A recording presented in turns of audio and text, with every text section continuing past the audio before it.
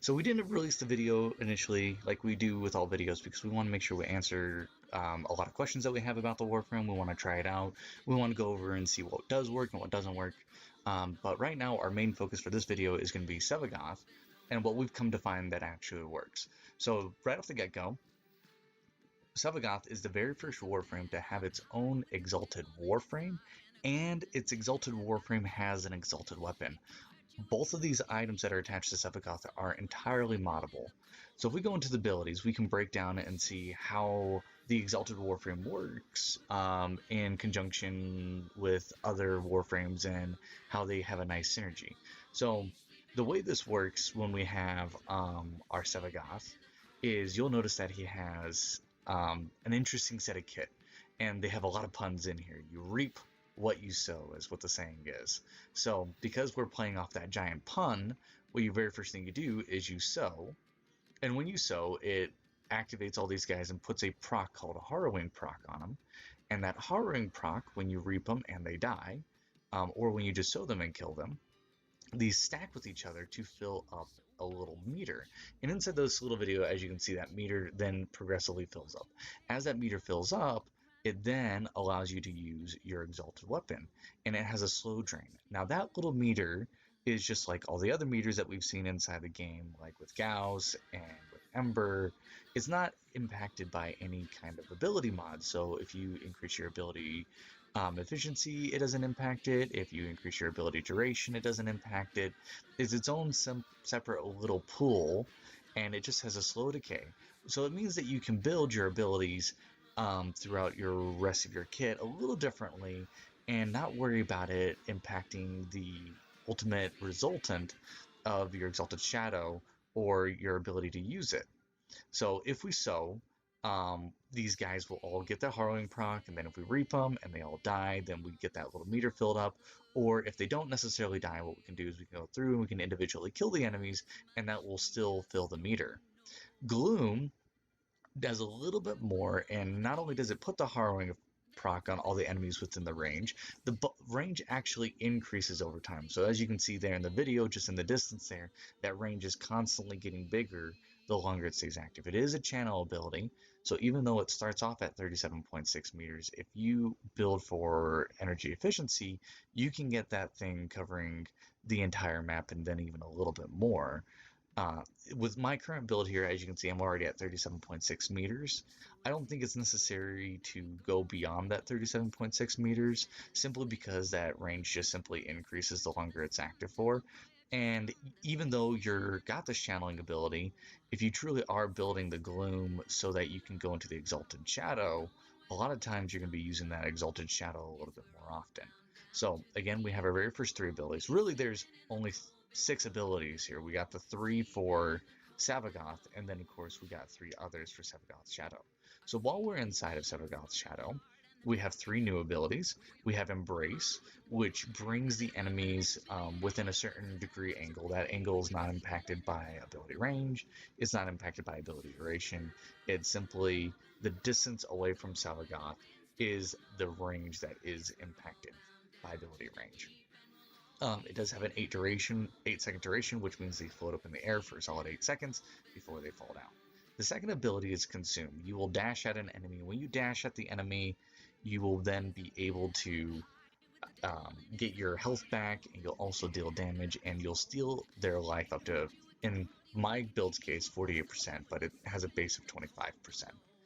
With Death Harvest, it puts the harrowing effect on all the enemies. However, there's one little condition about this that we've noticed in gameplay. Even though you put the harrowing condition, because you are indeed Sevagoth, you can think of the harrowing condition a lot like traditional energy pads. So when I'm in game and I'm running my Banshee Parsay, and I'm activating her 4th, and I dropped an energy pad, I will not obtain the energy from that energy pad. Likewise with Sevagoth's Shadow, just because I proc the harrowing effect on the enemies, if I am currently in Sevagoth's Shadows and I'm killing any enemy with a harrowing proc on them, my death well will not increase in how much energy or pull is in there. So with that being said, the Death's Harvest is not a way to keep or stay in Sevagoth's shadow. In fact, they purposely put that in so you'll actually have to reunite with Sevagoth. So you'll activate. Essentially goes in this order. When we're in Sevagoth, and you're really wanting to rank up really crazy fast and get that death wall all the way up, you're gonna sow, and then you're gonna reap, and then you'll possibly throw a gloom on. That way you can fill that death wall up as fast as possible. Then you'll activate your exalted shadow, and then when you're in your exalted shadow, you'll throw your embrace on. You'll activate your death harvest, and then you reunite with your Sevagoth, go back into Sevagoth, and then start the process all over again. So you're doing a lot of this jumping back and forth between Sevagoth and Sevagoth shadows. And then, of course, you can mod your Shadow Claws for Sevagoth, and that just makes it even more powerful.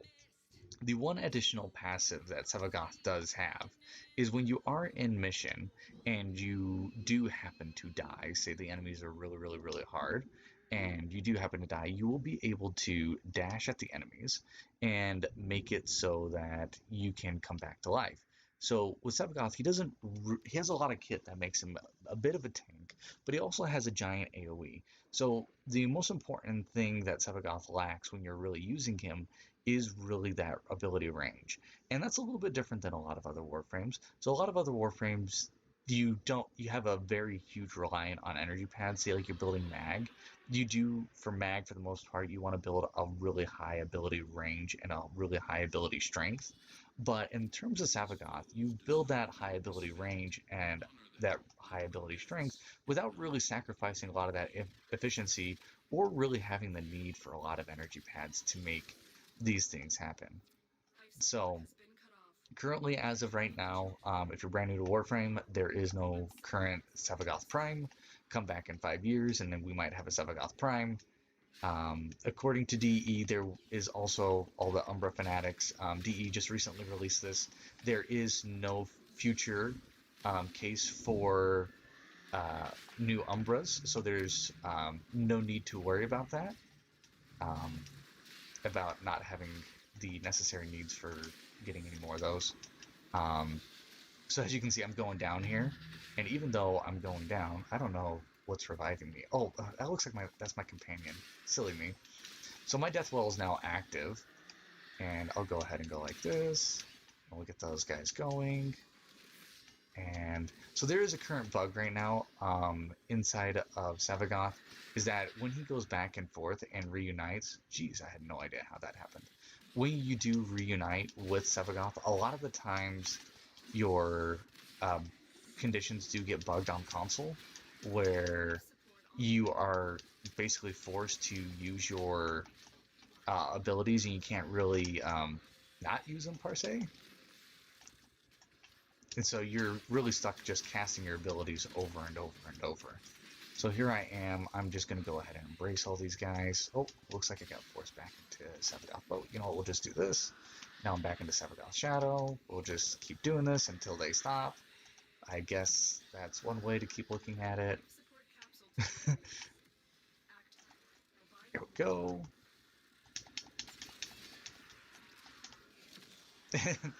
you're kind of spamming this reunite, like it's pretty insane. Just how often you're going back into all these shadows and stuff. Like as you can see, I'm essentially spamming my abilities on Still Path. And even then, it looks like they still can attack me while I'm still there, and still get me that sense. We're gonna still activate that gloom nonetheless. Let's get our shadow back here. So otherwise, he's pretty squishy without going back and forth into everything. Let's see if we can just go ahead and get these guys. And another cool, interesting thing that you might need while you're inside mission is if you do have preparation on, the game does consider Sevagoth's Shadow to be its only to be an entirely new Warframe every single time you go into it. So even if I deactivate this ability and I just reactivate Sevagoth's Shadow, it will put me back into with a full energy meter filled. So that allows me to continually spam my abilities without really having any issues about or worry about not having energy. And there goes my Koopa Lich. Yikes. Still being able to attack that tombstone is kind of a little frustrating. But as you can see, I'm probably going to be able to get through this mission. We'll see. I am on Steel Path, so that's why these guys are insanely hard. And they're knocking me down with kind of seemingly random stuff. But luckily, I'm just going to sit here and constantly just try to get these guys and try to wrap them up. Yep, so as you can see, I activated my ability, but I was actually trying to melee those guys so I could actually get my Sevagoth there. So he's still a little broken. I wouldn't say he's necessarily still path worthy, but the reason why I went on still path was to show you all the aspects, because I knew the guys would be able to kill me if I was on still path, and you wouldn't necessarily be able to see that aspect without being on still path.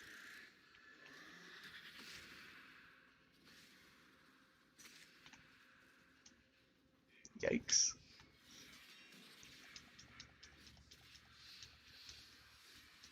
We're just gonna chew through all these revives like it's nobody's business. Maybe, 30 seconds left. Nope, and I'm ability locked. Cool.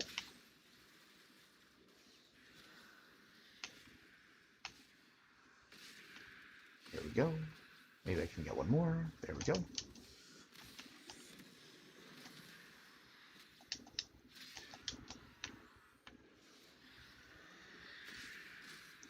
There is quite a bit of that delay there. Looks like I do have a lot of enemies in here. Perfect, it came back. Let's get back into that shadow, just in case. That guy just whacks me once. The operative has just made their first discovery. Keep up the good work. Extraction is available. If you are running out of time, consider extraction. So it looks like you do have to get into the mission to be minimally up there. Oh, look, extraction's up. I'm actually able to make it. Will I make it out of here? That is the question. Will I make it out of Still Path? That's Sevagoth. There we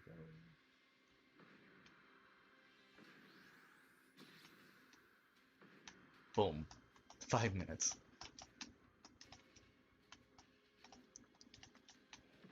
Just for kicks, let's actually just make sure we get out of here. There we go. And will we be able to make it all the way to the end? That is the question. So yeah, so overall, as you can see, Sevagoth does have a tendency of being relatively squishy, especially when it comes to Steel Path. And again, that's because DE just barely releases Warframe. They're coming out with a lot of bugs. They're trying to fix a lot of those bugs. As you can see, those bugs were definitely a hindrance inside of the mission. Is he worth getting?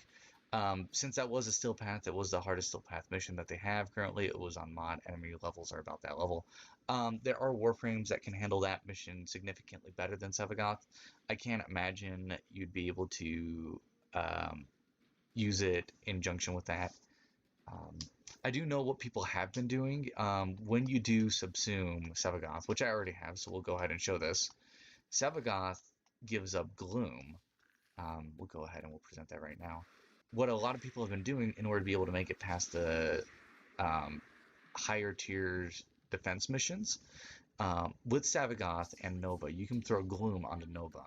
We had one of our clanmates, they turned a standard defense mission into a solid 35-minute, but that was because all the guys were frozen. So if there was teammates that didn't have any AoEs to cover the entire map, some people saw it as a hindrance, some people saw it as a nice, easy way of completing defense missions, but slowing Gloom on, putting Gloom on with Nova does take the rate at which the enemy moves and slows them by nearly 128%. So it's like, I don't know how you can get past 128% slow movement. It's like the guys are like walking backwards. So they're like you immediately activate all the abilities and they just like despawn themselves. Like it's it didn't quite work like that. It basically the game would lag out and the guys would essentially just freeze. Um, Luckily they did account for that with Nova. So that might be a way is if you struggle with heavy mobs in higher tier missions is to throw on that crazy 128% slow and just spam your abilities and keep the guys slow so you'll just go to all the spawn points and just kill them all one by one. They won't be close enough to the defense target to actually be able to do anything, and it is definitely an option there if you have it. If you want to look at the Sevagoth's claws, here we are. I went ahead and went with corrosive build. The reason why I typically go with corrosive is now infested enemies have a lot of armor, a lot of your corpus have armor, just a lot of enemies have armor in general.